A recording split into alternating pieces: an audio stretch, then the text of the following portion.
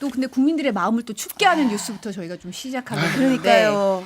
지금 뭐 침대 변론이다, 내란 필리버스터다 말이 많습니다. 당초 지난주 금요일 마무리할 계획이었던 윤석열 내란 재판이 내일로 연기가 됐는데 김용현 전 국방부 장관 변호인들이 거의 하루 종일 서증 조사로 시간을 끌었어요. 지연 전략을 쓴 건데 일단 영상 보고 얘기 나누겠습니다. 오히려 지금 김용현 피고인 쪽에서 전반적인 얘기를 겹치는 부분을 좀 쫙 하고 계시거든요. 그러니까 뭐 겹치지 않는 부분에서 하시면 시간이 그렇게 많이 걸릴까 싶어요. 그 말씀은 의미 없는 내용을 쭉 읽고 있다라는 식으로도 저는 읽혀졌고, 근데 제가 말씀드렸던 모든 내용들은 대통령과 장관님과 그리고 이 사건 받으시는 모든 분들에게 매우 중요한 부분이었습니다. 저 불쾌하셨으면 너무 죄송합니다. 100% 제 잘못입니다. 예. 한 말씀만 더 올리도록 하겠습니다. 제가 뭐 변호사님 말씀에 토 따라서 죄송합니다. 그러니까 전두환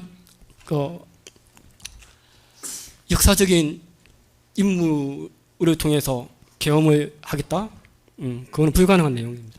폭동 없었습니다. 이 부분에 대해서 구체적으로 보겠습니다. 우선 제가 발표한 중간에 끊어 죄송한데 지금 읽는 속도가 너무 느리셔서 뭐 제안을 하자는 게 아니라 읽는 속도만 좀 빠르게 해주셨으면 좋을까 싶습니다. 지금 다른 기다리시는 분들 시간을 제한하자는 게 아니라 읽는 속도만 좀 더 빨리 해주시면 알겠습니다. 좋을 것 같습니다. 예, 저희가 다 이해는 하고 있으니까요. 지금 다른 분들도 다 기다리고 근데 계시니까. 금사님, 예. 제가 변론할 때 뭐 예, 일단 항상 이런 식으로 했지 않습니까? 네, 고 변호사님 일단 저도 그런 취지만 예. 그런 취지만 염두에 두시고 뭐 계속 하시면 되죠. 뭐 예. 제가 빨리 하면 혀가 짧아서 말이 꼬입니다. 못 알아듣게. 새벽 1시 정도가 될 것으로 예상되는데 그때부터 지금 이 사건에서 가장 중요한 윤석열 대통령의 변론을 모두 비몽사몽인 상황에서 그 중요한 변론을 하라는 것은 맞지 않다고 생각이 됩니다. 재판부가 양보해서 오늘 저 윤석열 피고인을 제외한 나머지는 일단 다 끝낸다는 걸 전제로 드리는 말씀입니다. 그러니까 그 외에 저 옵션은 없어요. 그 다음 기일 날은 그냥 무조건 끝내는 겁니다. 제도리 구사님이 침대 축구를 제지하지 못한 심판이 가장 문제가 큰 것 같습니다. 이런 말씀도 주셨는데 일단 두 분 변호사시잖아요. 이런 경우가 있나요? 그러니까 뭐 제가 방송 전에도 잠깐 이야기를 했지만 이 형사 재판에서 재판부가 다 들어줄 때가 있긴 있어요. 그러니까 피고인의 뭐 이야기 결심 공판까지 연기해가면서. 그냥 뭐 이렇게까지는 거의 없긴 한데 그래도 일단은 이야기를 다 들어주고 온갖 신청이월 뭐며 시간 끄는 걸 다 들어줄 때가 있는데 거의 90% 이상은 그렇게 될 경우에 재판 결과는 그 피고인에게 굉장히 안 좋게 나옵니다.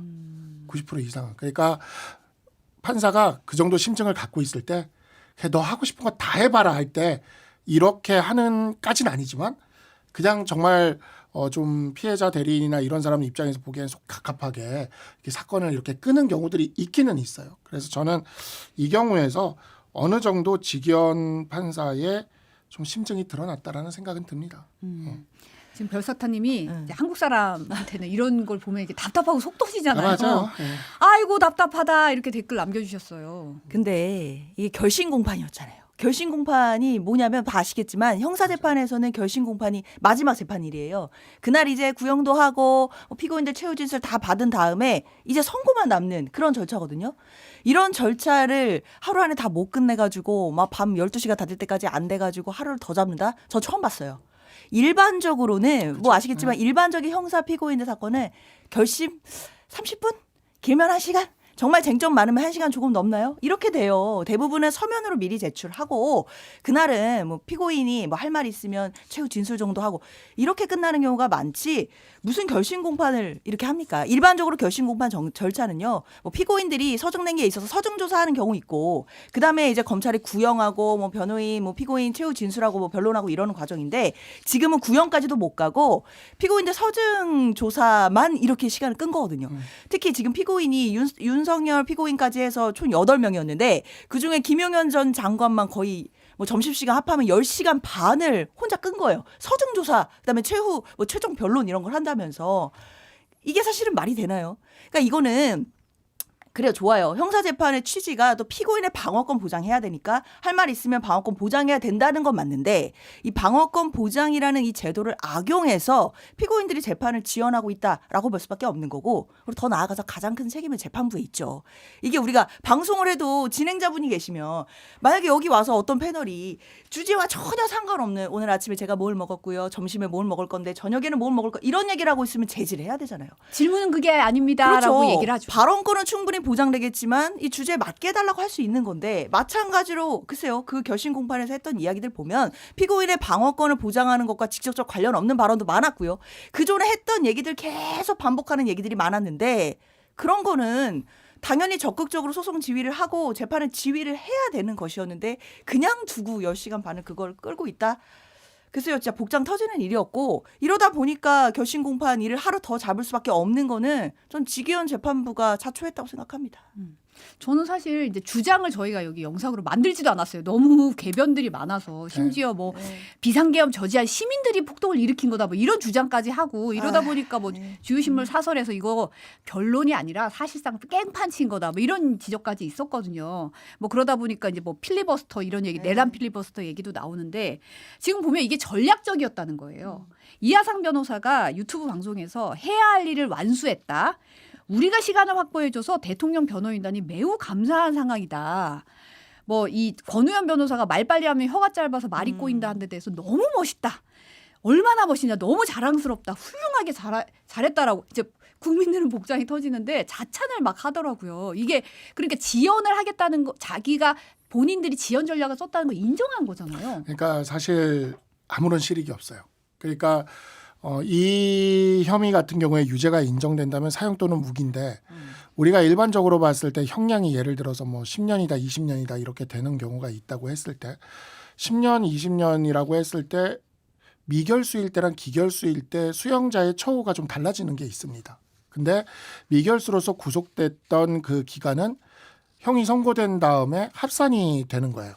그러니까 미결수 기간을 좀 더 길게 끌어주는 게 형이 무기가 아니라면 미결수 기간을 좀 더 끌어주는 게 이게 도움이 되는 측면은 좀 있습니다. 왜냐하면 그 교도소나 구치소의 처우의 차이가 있기 때문에 처우라는 측면에서 조금 이렇게 플러스가 되는 측면이 있어서 뭐 그렇다면 그 실익을 생각해 볼 수 있겠는데 아까도 말씀드렸다시피 무죄가 인정되지 않는 한 사형 또는 무기인데 그러면 형량이 미결수 기간을 더 끄는 게 무슨 의미가 있습니까? 의미가 없거든요. 그러니까 피의자가 피고인에게 아무런 도움이 되지 않는 변론이에요. 그럼 이 사람들이 도대체 이거를 왜 하고 있냐라고 하는 거죠. 오죽하면 지기현 판사 이거는 뭐 장현주 변호사님도 느끼겠지만 아무 실익이 없잖아요. 이게. 그러니까 지기현 판사도 뭐라 그럽니까? 오죽하면 이게 무슨 실익이 있냐고. 피고인에게 무슨 도움이 네, 되냐 이런 무슨 얘기했죠. 도움이 되냐고. 아무 도움이 안 돼요. 왜냐하면 무죄면 빨리 선고하도록 해서 하루라도 빨리 석방을 시켜줘야 되는 거고 유죄가 된다 하더라도 미결수의 기간을 좀 더 늘려준다라는 실익조차도 기대하기 힘든 유죄가 되면 그런 혐의인데 아무 실익이 없이 그러니까 사실상 지금까지 이 변호인들의 모습은 변호인의 모습이라기보다는 정치인의 모습에 가까웠고 그러한 부분들이 피고인에게 아무런 도움이 안 될 것이다. 국민들은 조금 복장이 터질 수 있겠지만 그냥 지기현 판사가 거의 심증을 굳히고 있는 게 아닌가라는 생각이 드는 장면이었습니다. 그냥 할 말 다 해봐라. 하고 싶은 거 다 해도 나는 할 거 하겠다. 이런 느낌이 저는 좀 받았습니다. JC 팩님은 정치투쟁과 돈벌이장으로 전락한 재판정이 돼버렸다. 이런 비판도 하셨어요. 사실 우리가 뭐 재판 자체가 뭐 언제나 뭐 권위적이고 막 엄숙하고 뭐 이래야 된다 이런 뜻이 아니라 적어도 우리가 그 재판부를 존중하고 사법부를 존중하는 이유는 사실 사법부에서 이게 뭐 그동안 법적으로 치열하게 싸우던 것도 어쨌든 사법부의 판결로서 정리를 하는 것 이게 우리가 또 법치주의 하에서 이루어지는 시스템이기 때문에 이걸 존중하는 거잖아요. 근데 모르겠어요. 저는 쥐기현 재판부의 지금까지의 재판을 끌어오는 과정 자체가 우리나라 어떤 재판부의 권위라든지 사법 체제라든지 그리고 법치주의라든지 이런 부분들을 참 우습게 만들어가는 것 같아서 그게 좀 법조인에 한 사람으로서 가슴 아플 때가 많거든요. 지금도 이게 결심 공판이 하루를 더 잡는 거 대부분 변호사들이 다 깜짝 놀랐어요. 이거는 그냥 뭐 정치 진영 이런 거 떠나서 변호인의 한 사람을 생각해 보면은 어떻게 이런 일이 가능하지? 야 이게 돼? 야 나도 이러고 있어요 지금. 그리고 피고인 형사 피고인들이 아니 변호사님 말이야 이런 거 막 저기 보니까 재판도 하루 막 이렇게 해주던데 왜 우리는 재판 못 끕니까? 이런 얘기들이 나온대요 밑바닥에서. 사실 전직 대통령이라는 사람이 사법 절차를 저렇게 우습게 알도록 우리 지금 국민들한테 보여주고 있고 법 취지를 우습게 아는 행태를 저렇게 보여주다 보니까 사실 벌써 그런 얘기들이 나오는 거고 지금 결심 공판이 이렇게 하루 더 잡히자마자 지금 김용현 전 장관 측 변호인들이 뭐 할 일을 다 했다 뭐 자랑스럽다 이게요 주기현 재판장은 생각해봐야 돼요. 이런 얘기를 들으면서 얼마나 부끄러운 일이고 얼마나 모욕적인 얘기입니까? 본인들의 그러니까 변호인들의 어떤 재판 흔들기에 따라서 결심 공판을 하루 더 잡고 재판을 지연시키고 이런 걸 본인들이 했다라는 걸 얘기하는 건데 저는 주기현 판사가 이 얘기 듣고 정말 스스로 좀 처절하게 반성하고 결심 공판 때는 조금이라도 단호한 모습 마지막에라도 보여줬으면 좋겠습니다. 근데 지기현 판사가 그날 이런 얘기도 했거든요. 피고인들께서는 모두 헌법과 법률을 준수하고 평생을 국가를 위해 헌신하신 신뢰가 있는 분들이라고 얘기를 했어요. 그 내란 재판이잖아요. 그러니까 저는 이게 굉장히 어폐가 있는 말이다라는 생각이 들었고 그리고 사실은 이제 이하상 변호사가 유튜브 방송에서 나와서 했던 말 중에 비상계엄 선포 요건이 안 갖춰졌다는 것을 누가 판단하냐 검사놈들이 판단하냐 판사놈들이 판단하냐 이런 원색적인 표현까지 썼거든요. 근데 판사가 판단 안 하면 이걸 누가 판단합니까? 이거 재판받는 사람이 변호인이 이런 얘기를 한다는 게 저는 사실 믿어지지가 않았거든요. 근데 계속 반복되는 논리예요. 그러니까 윤 전 대통령 측이나 뭐 김용현 전 장관 측이나 반복되는 논리가 결국 비상계엄 선포 이거는 헌법상의 대통령의 고유 권한이기 때문에 사법적으로 이걸 심사할 수 없다. 뭐 이런 큰 틀에서 계엄은 대통령이 옳은지 아는지 판단하는 것이지 이걸 왜 사법으로 판단하냐 이런 주장인 건데 글쎄요 이 주장은 말이 안 되죠. 뭐 아시다시피 뭐 대통령의 고도의 통치 행위라고 할지라도 이게 법에 의해 위반되는지는 당연히 사법심사할 수 있다라는 것이 우리의 판례이고 그리고 헌법상 비상계엄을 선포할 수 있는 실질적 요건, 형식적 요건이 다 갖추어져 있는데 이거에 위반했는지는 당연히 사법 절차에서 법원에서 판결을 할 수 있습니다. 근데 이거를 같은 논리를 계속 반복할 뿐이고 이거는 법적인 어떤 논리라기보다는 저는 좀 정치적인 메시지, 정치적인 구호다라는 생각이 들고 뭐 이런 이야기가 사실 뭐 법적으로는 의미 있게 다뤄질 영역은 아니지 않나 생각합니다. 뭐 학설과 판례가 모두 통일되는 이야기고요. 그렇죠. 예, 뭐 이런 점에 있어서 사법심사의 대상이 된다라는 건 그래서 이하상 변호사의 이야기는 뭐 1심 재판부에서 전혀 받아들여질 이야기는 아닙니다. 그냥 본인이 그냥 선언하는 것이고 그리고 이 판결은 앞으로 어제 우리 법조 후배들 15회 변호사 시험이 어제 끝났대요. 네. 네, 이제 이번에 15회 변호사 시험이 어제 끝났다는데 법조 후배들이 앞으로 16회부터는 이 판례들을 공부를 해야 될 겁니다. 네, 헌법에서도 그렇고 형법에서도 그렇고 뭐 내란죄 이만한 판결문이 어디 있겠습니까? 그래서 이 판례들이 이제 역사에 남을 것이고 그 다음에 공부를 해야 되는 그리고 수많은 논문의 대상이 될 것이기 때문에 사실 그러한 부분들에 있어서 뭐 재판부가 적절한 결론만 잘 내린다고 한다면 그러니까 후대 역사적으로나 사법적으로나 평가받을 수 있는 결론만 내린다고 한다면 피해자 대리인들이나 이런 분들이 정말 법률가가 보기에 너무 이해가 안 되는 그냥 저도 이제 변호사들 단톡방 아마 뭐 장 변호사님도 있을 텐데 저도 그날 단톡방 분위기가 졸렸나 이거부터 나왔어요. 그냥 졸리나 집에 가고 싶나 네. 그래서 일단 그거부터 나왔는데 퇴근하고 싶다 뭐 이런 건가? 네, 그래서 그부터 나왔는데 뭐 지기현 판사가 다음 기일에는 무조건 끝을 내겠다고 강한 의지를 드러냈기 때문에 또 재판은 또 재판 지휘권이 있거든요. 그리고 우리 선고 기일이 잡힌 게 있어서 지기현 판사가 이 부분에 있어서는 내일 변론은 종결하지 않을까라고 생각합니다. 네. 지기현 재판부엔 참 이례적인 일이 많잖아요. 그러다 너무 많죠. 보니까 네. 이제 내일 결심 공판이 열리긴 하는데 이미 윤석열 변호인단이 뭐 6시간 이상의 증거 조사를 예고한 상황이에요. 그리고 뭐 사실 검찰 특검 구형도 있어야 되죠. 최후 변론도 있어야 네. 되죠. 아니 이거는 장시간이 이미 예고가 돼서 단단히 마음을 먹고 시작해야 될 것 같은데 물론 말씀하신 대로 재판부가 내일은 끝나겠다 얘기를 했지만 지금 김용남 전 의원 같은 경우는 오늘 아침 김종배 시선 집중해서 내일도 못 끝낼 가능성 높다. 지난주처럼 결심 공판처럼 주기현 재판장이 소송 지휘를 한다라고 한다면 내일도 못 끝낼 가능성 있죠.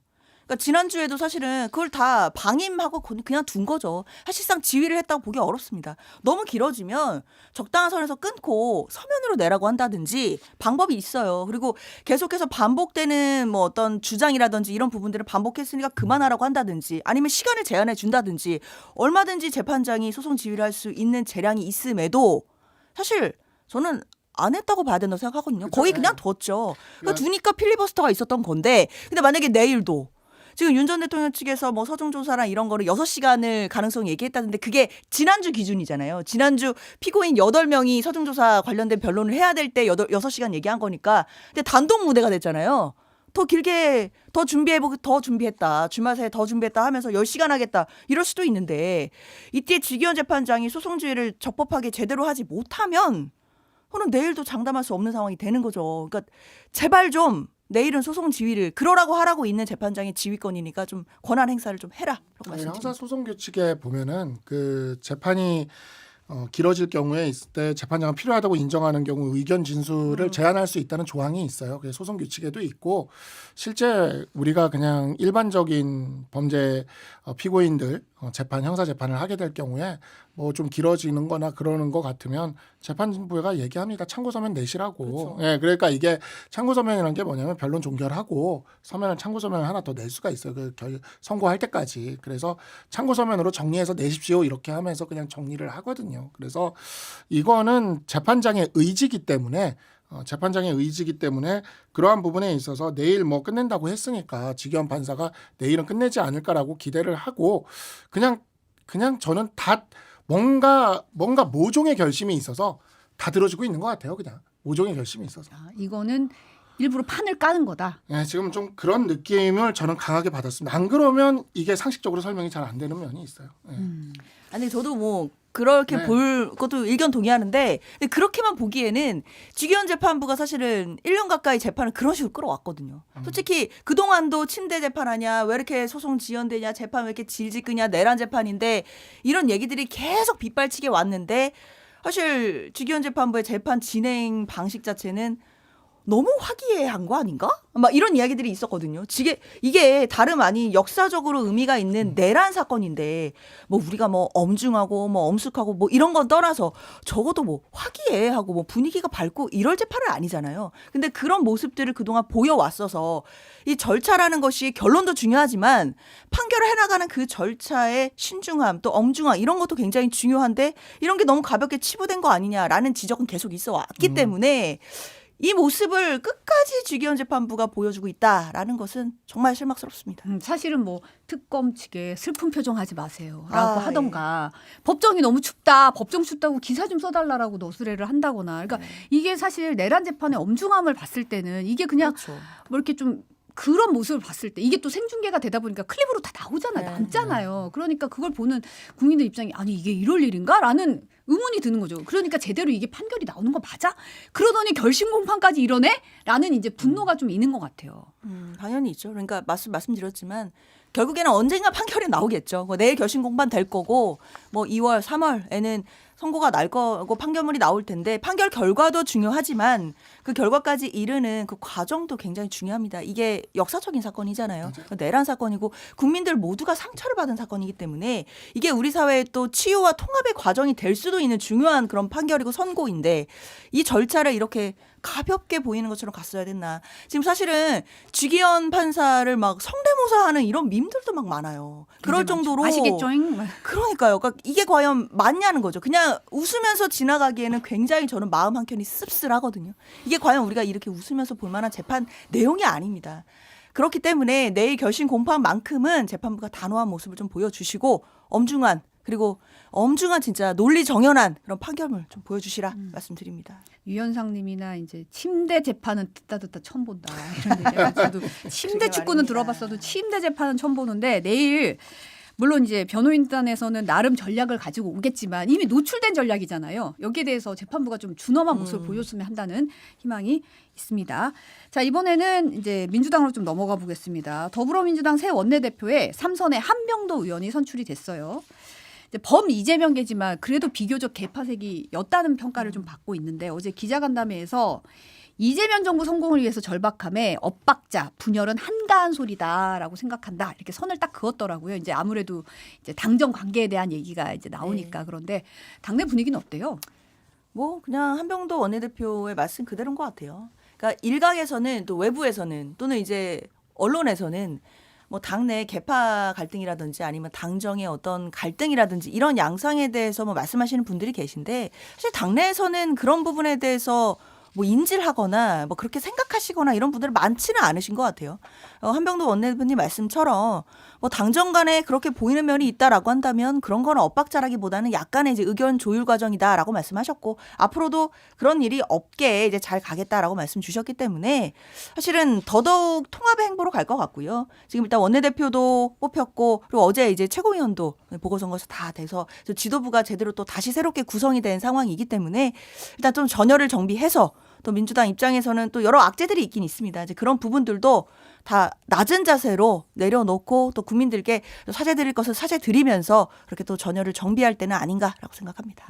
지금 뭐 사실은 박상수 대변인은 이제 명청 그렇죠. 명청교체기를 하지 마. 이제 굉장히 강조하셨는데 지금 보면은 이제 최고위원 아까도 말씀하셨지만 강북구 의원 이성윤 문정복 의원 당선되면서 당원 투표에서는 이성윤 의원, 중앙위원회 표심은 강북구 의원이 표를 많이 받았더라고요. 근데 어쨌든 구도는 2대1이 되면서 정청래 대표 체제는 공고히 간다. 뭐 이런 얘기가 나오던데. 제가 오전에 지금 방송을 요번에 세 번째 방송이에요. 그랬는데 다 민주당 패널들과 방송을 했는데 첫 방송에서 성취훈 부대변인 만났거든요. 성취훈 부대변인이 친명 친청 개념을 쓰더라고요. 그래서 제가 성취훈 부대변인한테 와 내가 다른 데서 강성필 부대변인 만났을 때는 친명 친청 구분은 안 된다.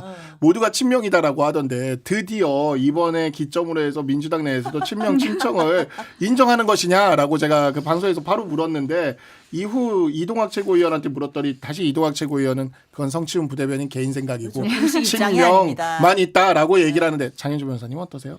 그 박지원 의원님 그런 말씀하시더라고요. 지금 청와대로 다시 돌아갔잖아요. 우리 모두 친청이다 이런 말씀. 정청래가 아니라 친청하네. 그런 말씀도 하시고 그러시던데 네. 다 웃자고 하는 말이에요. 그러니까 뭐 친청이 어디 있고 친명이 어딨냐 이런 말씀인 거고 제가 저번에도 말씀드린 것 같은데 아니 지금 대통령이 취임한 지 이제 6개월 좀 지나서 이제 새해가 바뀐 이런 상황인데 이런 상황에서 무슨 친명이 있고 친청이 있고 민주당 내 집권 여당 내에서 무슨 계파 갈등이 있을 수 있겠습니까? 우리는 다 모두 친명이다라는 말씀이 당연한 거고 한병도 원내대표도 말씀하신 것처럼 민주당의 가장 최대의 과제 그리고 가장 우선 과제는 당연히 이재명 정부의 성공입니다. 그 기치 하에 모두가 모여 있고 같은 공감대를 갖고 있기 때문에 당연히 모두 친명인 거고요.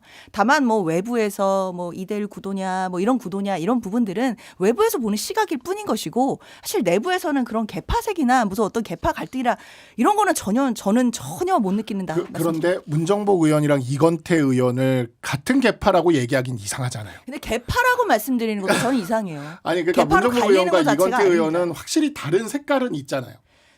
근데 의원들마다 생각이 다 다를 수는 있죠.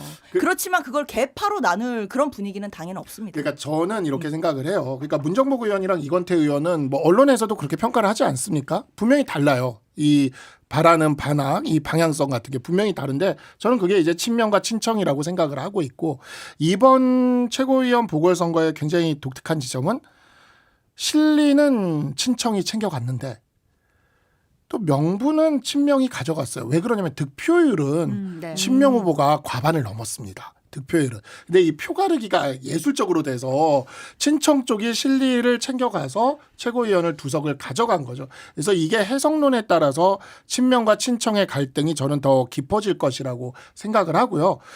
근데 이제 실리를 어쨌든 정청래 대표가 가져갔기 때문에 지금 정청래 대표의 입장에서는 지방선거는 이길 것 같거든요. 왜냐하면 지금 우리 당 상황이 제가 뭐 길게 말씀은 안 드리겠습니다. 근데 우리 당 상황이 너무너무 지금 야당복이 지금 있으신 상황이라 그러면 이제 정청래 대표가 만약에 지방선거를 승리를 한다. 그러면 다음 전당대회 즉 총선의 공천권을 가진 다음 전당대회까지 지방선거 승리까지 안정적으로 체제를 끌고 가면 지방선거 승리를 버프받아서 정청래 대표의 친청 체제를 더 강력하게 만들어 나갈 수가 있거든요. 그러면 진짜 과거 이재명 대표가 했던 바로 친명행제, 비명행사 공천이 친청행제, 비청행사 공천으로 반복될 수도 있는 거죠. 그러한 측면에서 정청래 대표가 상당한 지금 그러한 힘을 좀 받았다라고 생각이 되고요. 정청래 대표의 이 구상의 유일한 변수는 국민의힘이 좀 정신을 차리고 통합을 해서 상대할 만한 정당이 되면 친명에게도 기회가 가지 않을까라고 생각이 듭니다. 저는 일단 박 변호사님 여러 가지로 분석을 주셨지만 너무 멀리 가신 것 같다 이렇게 생각이 들어요. 왜냐하면 한국 정치 정말 다이나믹 코리아여서 한 달 후도 어떻게 될지 모릅니다. 그런 상황에서 지방선거와 그 후에 총선까지는 너무 먼 얘기인 것 같고요. 일단 민주당 입장에서는 당연히 이제 목전으로 다가온 지방선거에 당연히 주목할 수밖에 없는 상황이긴 합니다. 그렇기 때문에 어떻게 하면 국민 민심에 더 가까이 다가갈까 이제 이런 부분에 대한 이야기고, 그리고 한명도 신임 원내대표가 하는 이야기처럼 분열은 사치다 이런 이야기도 지금 선거가 목전에 있는 이런 상황에서 우리가 설령 내부에는 제가 말씀드리지만 개파나 이렇게 느낄 만한 사건이 없다니까요. 그렇지만 외부에서 만약에 개파인 것처럼 보이는 게 있어 보이는 것 자체도 용납하지 않겠다라는 말씀을 드리거든요. 그렇기 때문에 당정 간에 혹시라도 불협화음이 날 것처럼 그런 목소리가 나가서 이거 개파 갈등 있는 거 아니야?